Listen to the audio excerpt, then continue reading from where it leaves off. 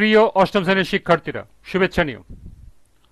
আজকে আমি তোমাদের 2025 সালের বাংলা বিষয়ের নতুন বই সাহিত্য কণিকা থেকে কবিতা নবম অধ্যায় রূপাই এর অনুশীলনী থেকে সৃজনশীল প্রশ্নের সমাধান করে দেব। প্রথমে তোমাদের বলবো, যারা আমার চ্যানেলটি সাবস্ক্রাইব করো নাই তারা আমার চ্যানেলটি সাবস্ক্রাইব করবে এবং আমার সাথে থাকবে।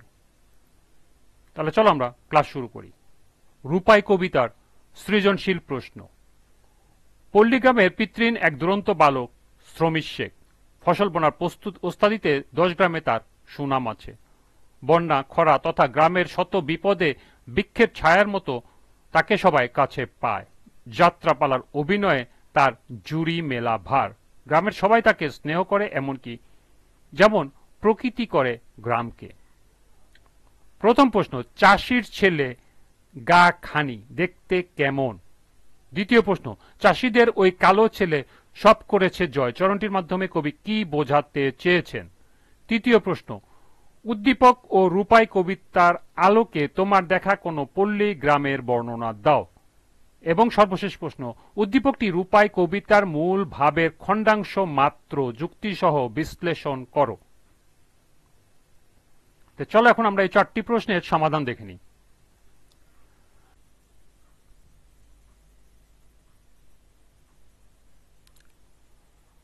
প্রথম প্রশ্ন ছিল, চাষির ছেলের গাখানি দেখতে কেমন?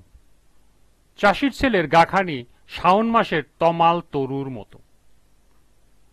দ্বিতীয় প্রশ্ন ছিল, চাষিদের ওই কালো ছেলে সব করেছে জয় চরণটির মাধ্যমে কবি কি বোঝাতে চেয়েছেন? চাষিদের ওই কালো ছেলে সব করেছে জয় চরণটিতে কবি চাষির ছেলের কৃতিত্বকে তুলে ধরেছেন। আমাদের দেশের কৃষকের শরীরের রং রোদে পুড়ে কালো হয়ে যায়। এই কৃষকই কঠোর পরিশ্রমে ফসল ফলায়, মুখের অন্ন যোগায়। এই কালো কৃষকই পৃথিবীর সবকিছু জয় করেছে। অর্থাৎ কবির মতে কৃষকের শ্রমেই সভ্যতার ইতিহাস সৃষ্টি হয়। তৃতীয় প্রশ্ন ছিল, উদ্দীপক ও রূপাই কবিতার আলোকে তোমার দেখা কোনো পল্লী গ্রামের বর্ণনা দাও। পল্লীগ্রামের বর্ণনা দিয়ে উদ্দীপক, রূপাই কবিতা ও আমার দেখা গ্রাম সমার্থক হয়ে উঠেছে। রূপাই কবিতায় চাষার ছেলে রূপাইয়ের বর্ণনা দিতে গিয়ে কবি গ্রামের বিভিন্ন উপাদান, যেমন কচি ধানের চারা, জালি লাউয়ের ডগা, নবীন তৃণের ছায়া, জারি গান, রঙিন ফুল ইত্যাদি প্রাসঙ্গিকভাবে তুলে ধরেছেন। রূপময় সৌন্দর্যের আধার একটি গ্রামেই রূপাইয়ের বেড়ে ওঠা।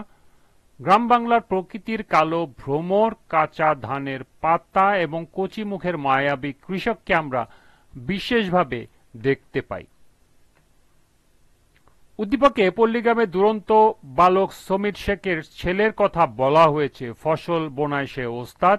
বন্যা, খরা কিংবা গ্রামের শত বিপদে বৃক্ষের ছায়ার মতো সবাই তাকে কাছে পায়। যাত্রাপালায় অভিনয় সে দক্ষ। প্রকৃতি গ্রামটিতে যেন স্নেহ করে, গ্রামের সবাই তাকে তেমনি স্নেহ করে। উদ্দীপক ও কবিতায় পল্লীগ্রামের পাশাপাশি আমাদের গ্রামের দৃশ্যটিও চিত্রাস্য, যেখানে বিল পুকুরে মাছ ধরার দৃশ্য, গরুর পাল নিয়ে কৃষকের মাঠে যাওয়া, শীতের উঠানে বসে মুড়ি মুড়কি খাওয়া, বিকেলে খেলার মাঠে উত্তেজনাকর ফুটবল খেলা ইত্যাদি আমার গ্রামের চিরচেনা দৃশ্য। সব মিলিয়ে এ দেশটি আমার মায়ের মতো।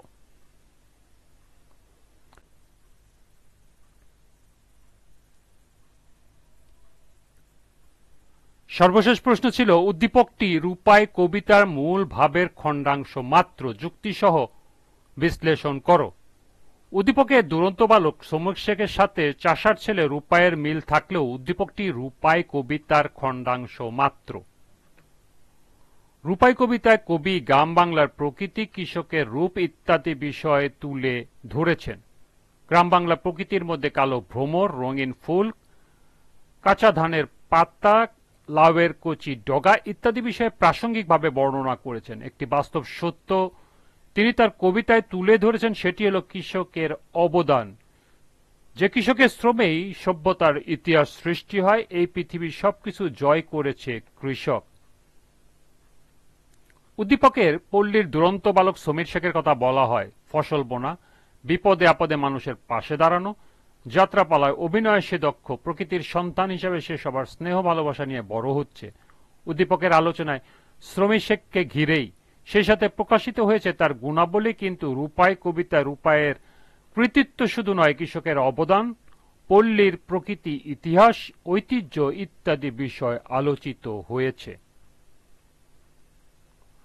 সুতরাং বলা যায় উদ্দীপকটি রূপাই কবিতায় মূল ভাবের খণ্ডাংশ মাত্র, উক্তিটি সঠিক ও যথার্থ। এই ছিল এই 4টি প্রশ্নের সমাধান। আজকের ক্লাসটি এ পর্যন্তই।